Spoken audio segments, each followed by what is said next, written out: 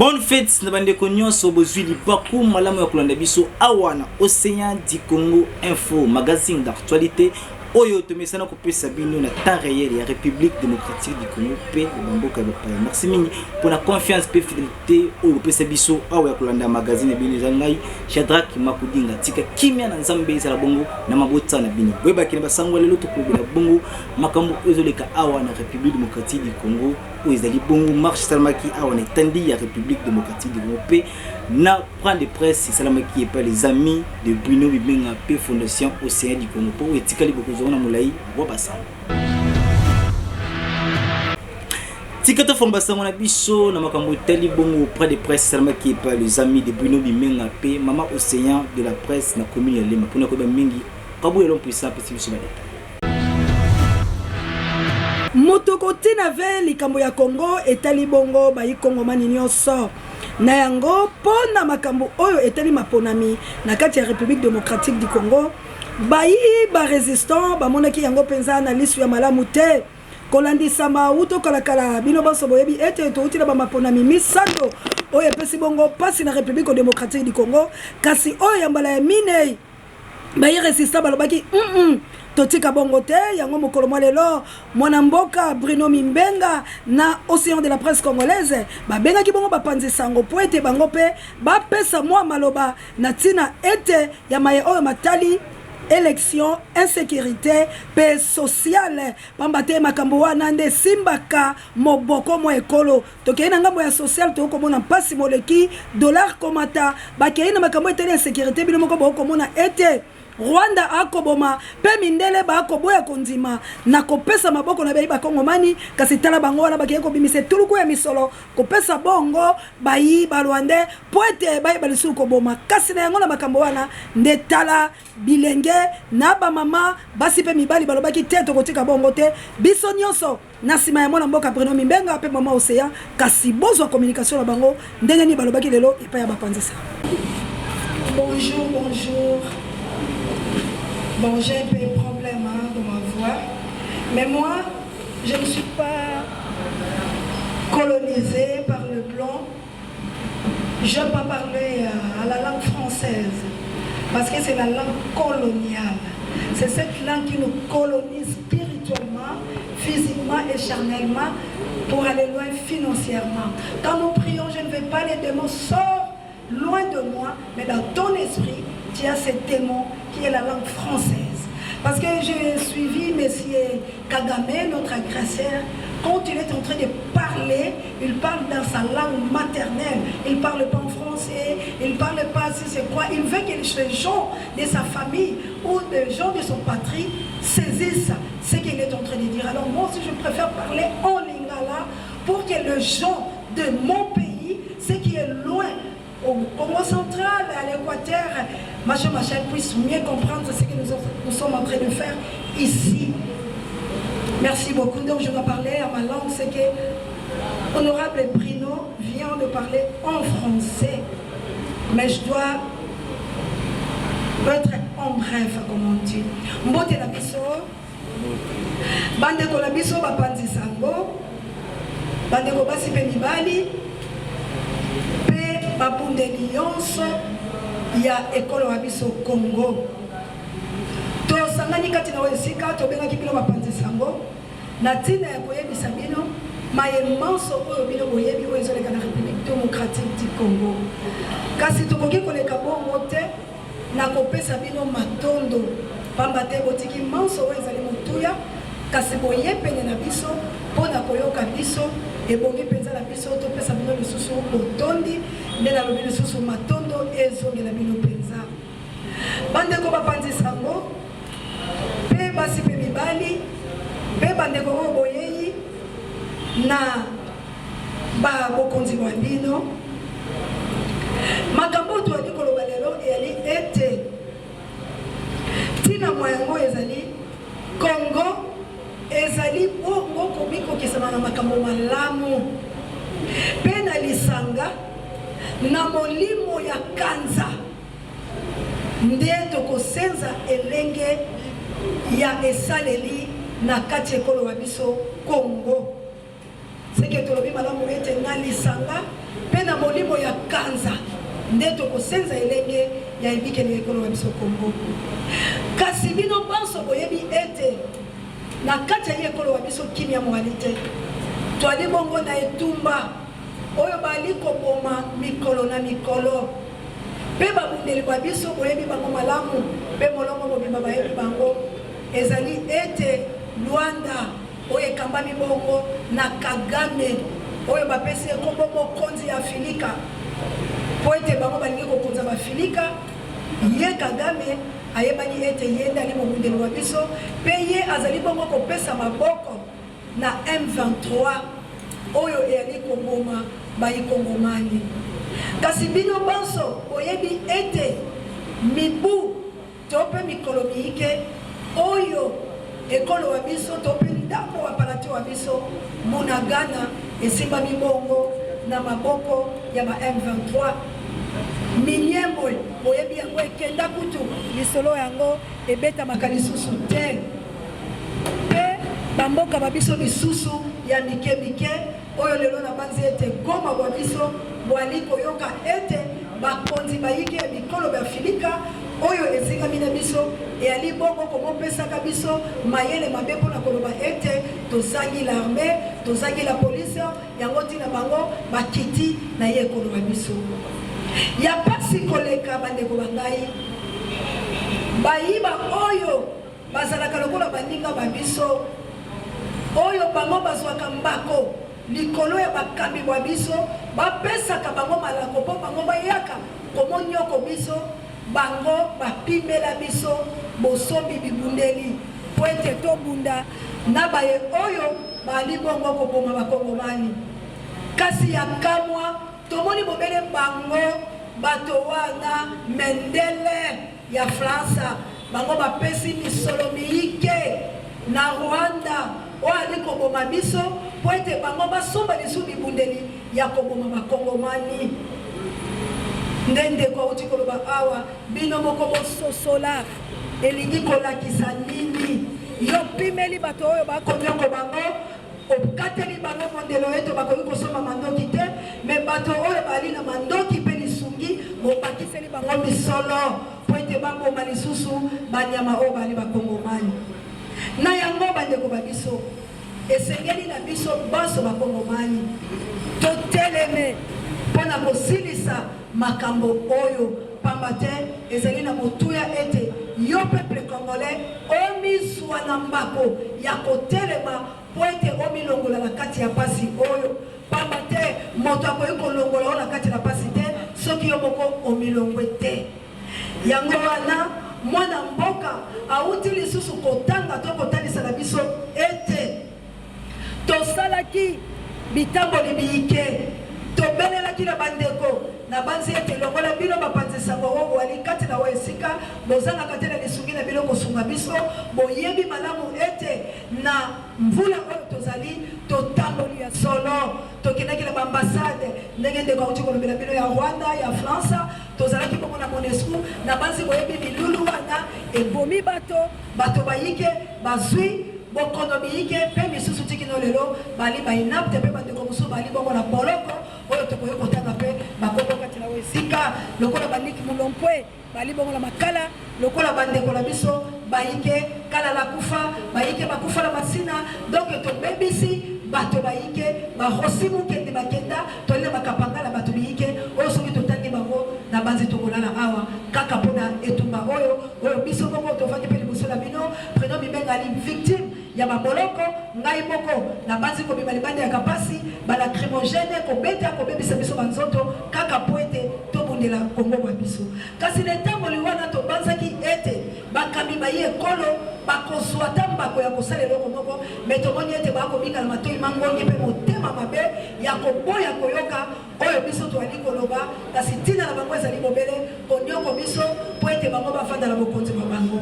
Peuple congolais ayebiki moyibi oyo uti kosalaka na biso ya rama bino nyonso boyebi yango ete bayibi biso pole kasi tolobi me bayoki te soki topusai na lombango po ete toali kokima nsima na konga bino banso boyebi ete tosali maponami masato maponami wana mapesi biso litomba te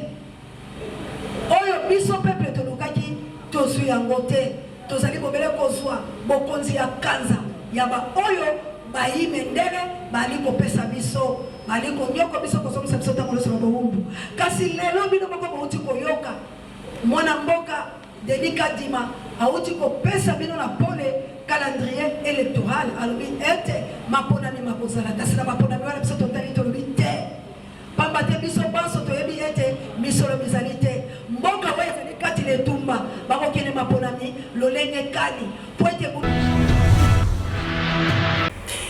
toleki directement na marche salamaki bandeko ya confession religieuse awa na République démocratique du Congo, précisément na commune ya Lemba bisika wapi basukaki pona ko ba mingi kabu l'homme puissant azalaki wa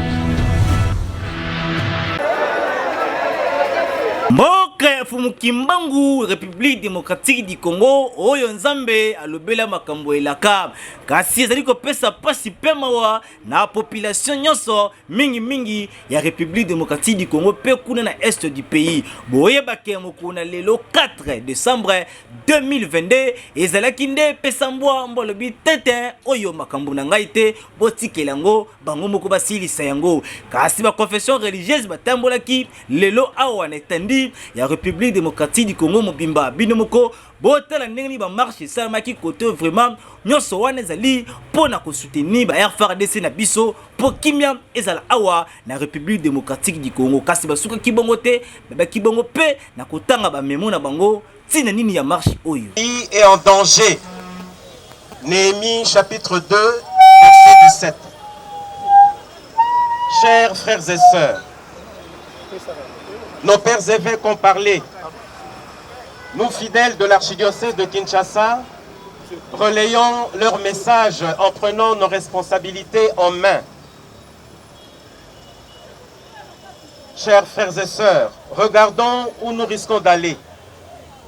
Réfléchissons sérieusement, sincèrement et courageusement au nom de notre foi. Nous sommes profondément inquiets et préoccupés par la détérioration continue de la situation sécuritaire et humanitaire que traverse notre pays. Répondons à l'appel de nos pères archevêques et évêques, membres de la SENCO. Nous avons accepté d'organiser la marche de ce jour du 4 décembre 2022. Quelle en est la motivation manifeste? Nous voulons dénoncer à travers notre marche quelques faits saillants qui nous préoccupent au plus haut point, notamment la guerre d'agression imposée à la RDC par le Rwanda, voire l'Ouganda et ce M23. La communauté internationale affiche une attitude hypocrite et complaisante qui frise la complicité. La responsabilité de la communauté internationale est nettement engagée de par sa complaisance. En tout cas, binomoko boyoki pe bomoni makambo salami awa to sengi kaka na peuple congolais batelema bazala lisu likona lisu po makambo oyo esila mingi pe na bakonzi ya mboka boye bananu ya kosilisa dossier oyo po kimia ezala awa na République démocratique du Congo surtout l'élection kamite e banda eske ezala na bitumba boye to bitumba ekosila eyokani toleki bongo kuna pe na mboka ya Sud Kivu basalaki pe marche pona ko soutenir ba FARDC ba confession religieuse basalaki pe wana pona ko mingi Shadrack Makudi pe sur ba détail makambo oyo etali kuna na est du pays pona kimia ezala awa boyeba ke awa pe bongo na Sud Kivu peuple congolais telemaki binomoko bozali komona population oyo bazali kotambola boye na basali ya nzambe vraiment nyonso wana ezali pona ko soutenir ba FARDC na biso bituma oyo bazali kobunda pe balonga yango esalemaki bongo na présence ya gouverneur ya Sud Kivu maître Teyo Ngwabije azalaki wana na présence pe na ba vice na ye pona kotambola inde na peuple congolais bozo communication na bango En ce moment crucial, faites taire les divergences politiques et réunissez les efforts pour être plus fort face à l'ennemi. En tout cas, tokosenga bakonzi ya mboka bino moko bomoi ndenge nini peuple congolais azali kotelema nyonso wana pona kimia ezala awa na République démocratique du Congo e bakonzi ya mboka boye banana kosisa dossier oyo po tolembi makambo boye tobaye tolukela ngo kombo esu normalité eke Mwana mboka tingi pululu ebeki bongo na kopesa message na ye na makambo etali identification ya ba élection na no pesa miti boka message na ye nini alobaki po interessaki bakongo mainos mboka po eza la gérer mboka oyo po eza la gérer bolingi bo identifier bato bo identifier mutu ka ningo za na bureau na yo mutu ko identifier bato ezali chef de riz a identifier mutu chef de riz atini na quartier chef du quartier a consolidé babalabala nyonso atini na ba bourgmestre a consolidé atini na hôtel de ville a consolidé atini na ministère intérieur apesi na cellule ya identification ezati ke no yo vani na ndako na yo oke kozwa carte ndenge bozwila ba carte électeur ndenge bokoma kozwa ba attestation de naissance makambo wana fo esila avant même au postuler okoma député ozala candidat fo chef de riz ayeba yo ndenge toza boye gouverneur na yebisa toza na commune mapango na ville ya Kinshasa ou bien bourgmestre apesa yo nombre ya parcelle to na ba ménage na kati ya commune na ye akoyeba te lelo po somba lopango chef de riz yo locataire avokota na balabala wana chef de riz po koto uti tanto zaki criminel loi oyo ezali réponse ya gestion réelle ya mboka même makambo bazoloba oyo ya Kini Bopeto ofandi kuna na bureau na yo olobi Kini Bopeto ezali na balabala full salité ba érosion e bandaka na balabala.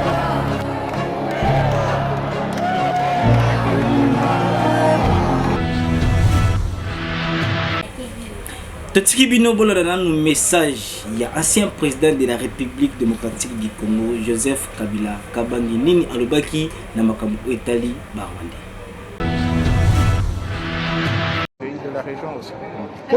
Avec Hillary Clinton, vous avez rencontré le président Kagame.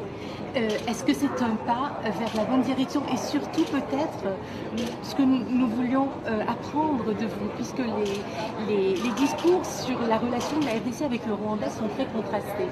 Quel est l'état de la relation actuelle de la RDC avec le Rwanda, notamment après cette rencontre avec Hillary Clinton? Écoutez, et à la veille de la conférence? La vérité, elle est têtue. La vérité, c'est qu'on n'a pas de bonnes relations. C'est ça la vérité. On n'a pas de bonnes relations avec nos voisins du Rwanda.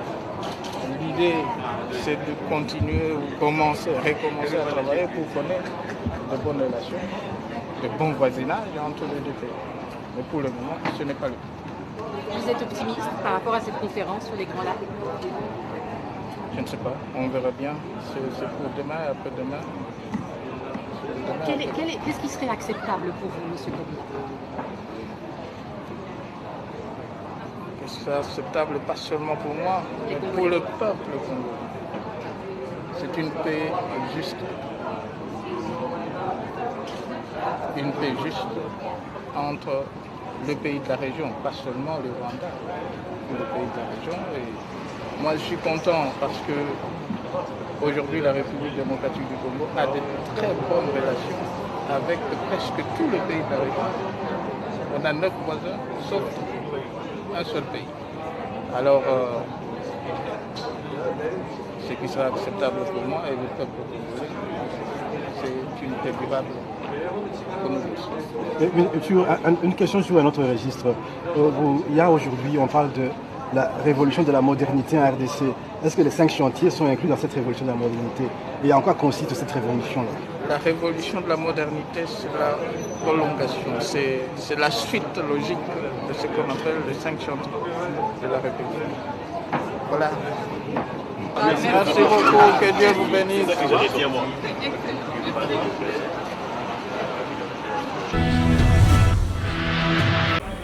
Wana bolandi message ya ancien président Kassi, bolanda pe message ya président actuel ya République démocratique du Congo kaka pona Rwanda. Ne faites pas ça.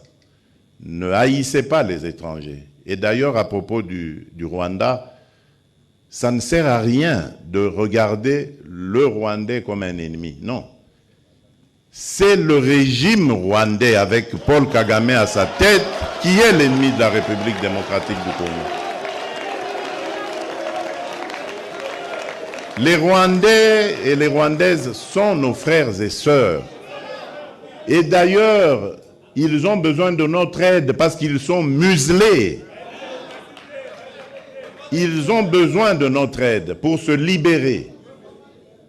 Ça n'a rien à voir avec ce que leurs dirigeants sont en train de leur imposer.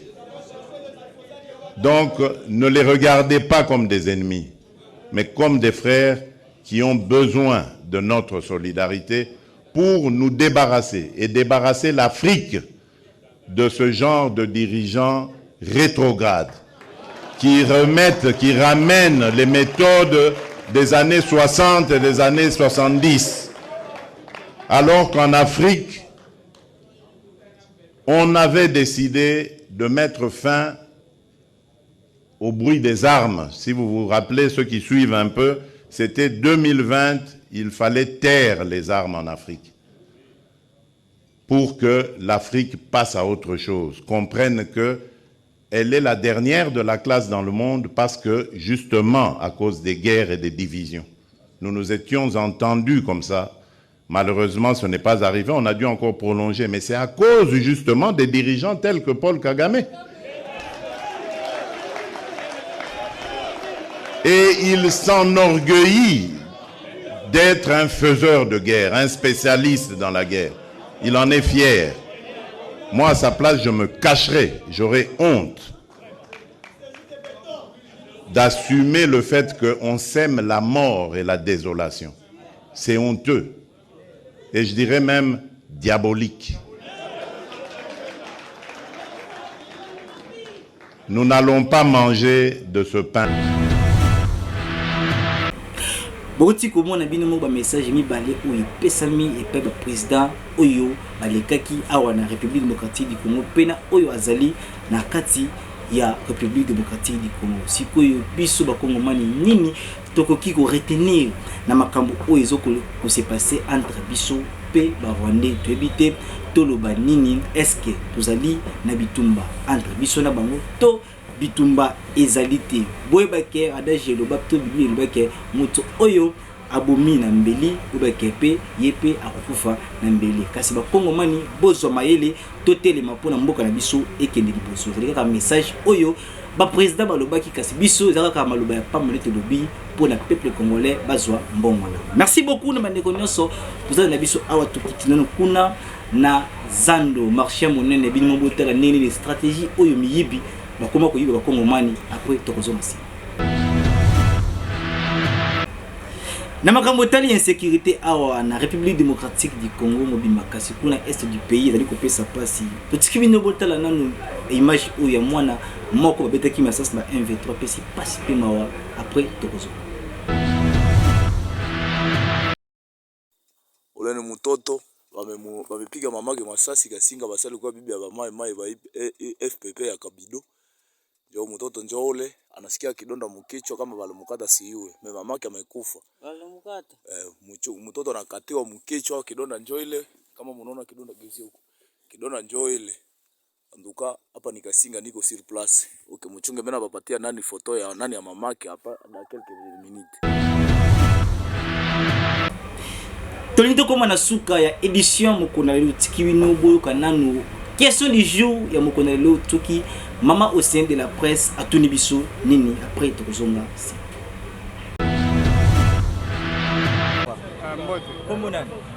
Comment nga muza. Moi mutule msho zali est-ce que pourquoi bana suka bakangambula? Na ndenga na yebeli bana suka bakangambula te solo coutume na coutume za na ndenga ya kokangela ngombula.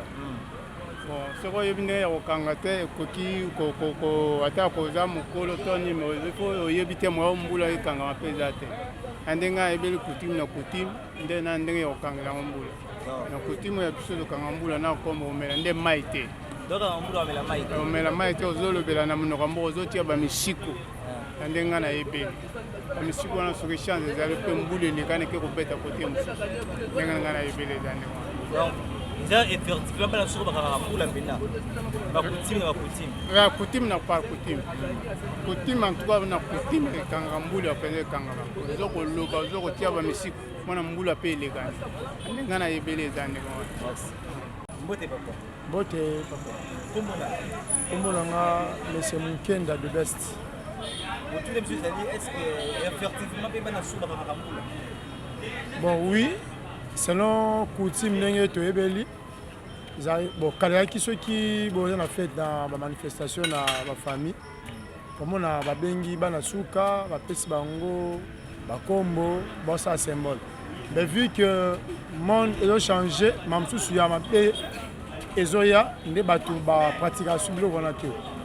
sur le plan de coutume, c'est vraiment vrai. Exactement vrai. Oui, on a selon la coutume.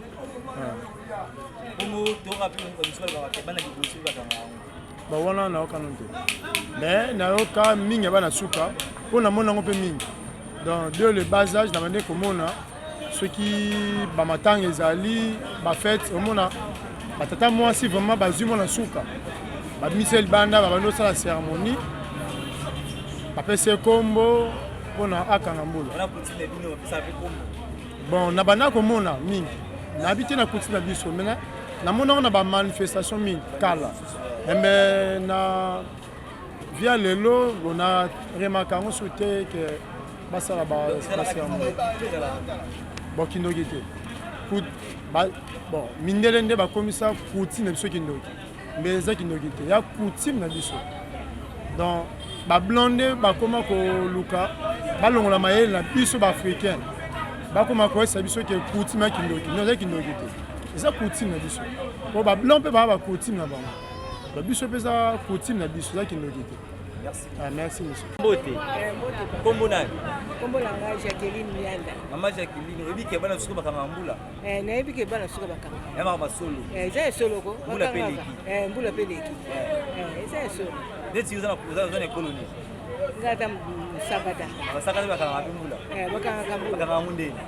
Bakanga kango zui nini otimo libulu. Ozui kombo. Lanzeta fufu. Allez, obtiens la belle. Ce qui peut tirer ma bellette, aux autres salles, aux autres salles, au combo, au l'excel du polo. C'est qui doit quitter. C'est ça qui doit quitter. Mais il y a qui doit quitter. Il y a coutume. Il y a coutume, il y a qui doit quitter. Merci. Mbote. Comment on a junior. Est-ce que bana suka kama mbula pas solo? Oui, bana suka pe bakanga mbula. Bakanga mbula. Et ça par rapport à ba croyance ancestrale na biso hein. Bana mbula bana suka bakanga pe mbula. Bakaibe mbula pe leki. Oui, kanga maka. Ça peut ka bana suka te. Ça peut ata n'importe muto oyo aza na connaissance wana mayele wana ekanga makana ngu. Atoza no pe mwana suka te okokanga no mbula soki oyebi ba makaso bakangela mbula. Eza na mpe kisite kibondo kite mais eza juste ba connaissance ancestrale kaka ba mayele kaka bakoko batikela biso. Te bakangala ba ondeti ya bana suka bazwaka bakombo bazo kombola bazo bwaka mopanzo mbule kolekela eleki no mpe. Eza no kindoki te.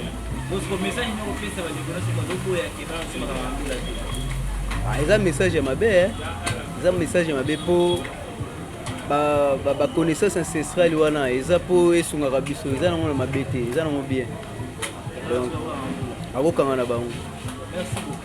Merci.